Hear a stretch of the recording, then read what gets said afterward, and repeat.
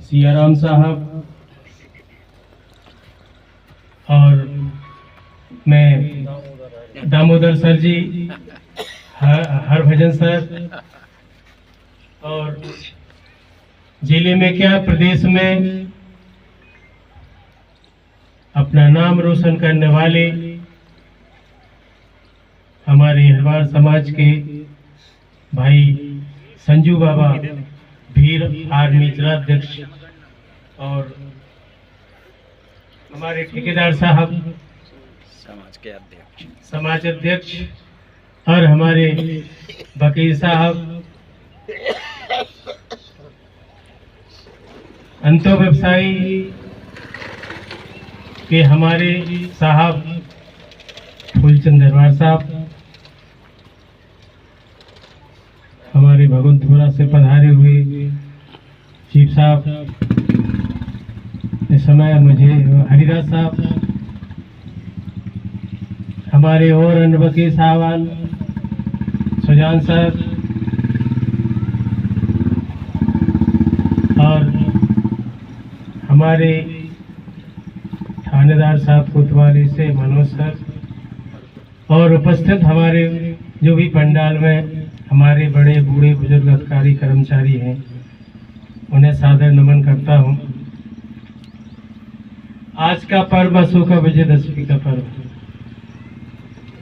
सभी महान भावों ने, सभी वरिष्ठ लोगों ने सभी को यह समझाइश दी है, बताया है।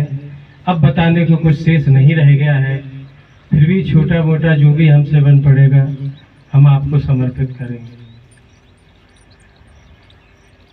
हमारे महात्मा गौतम बुद्ध के बारे में हमने बहुत पहले पढ़ा था।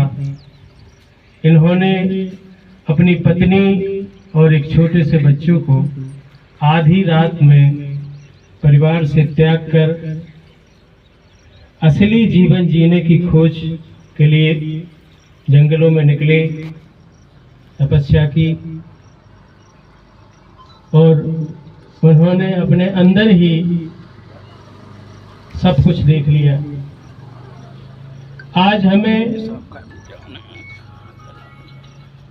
धम्म के संबंध में जानना है। बौद्ध धम्म क्या है?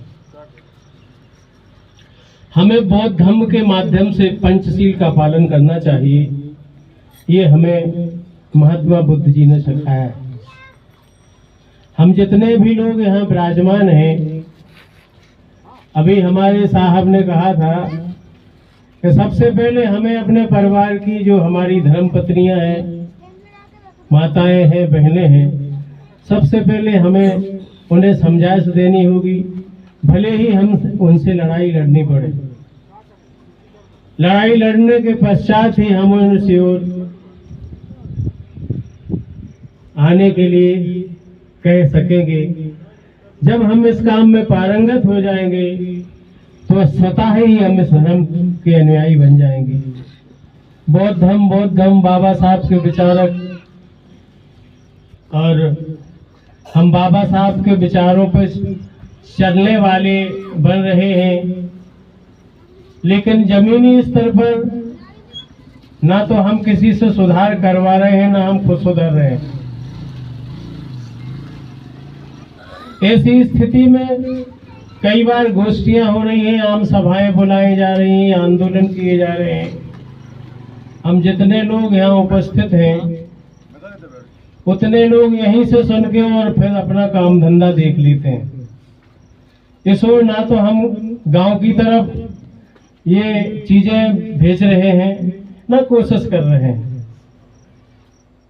अर्थ से परेशान है, बुद्धिजीवी जरूर बने।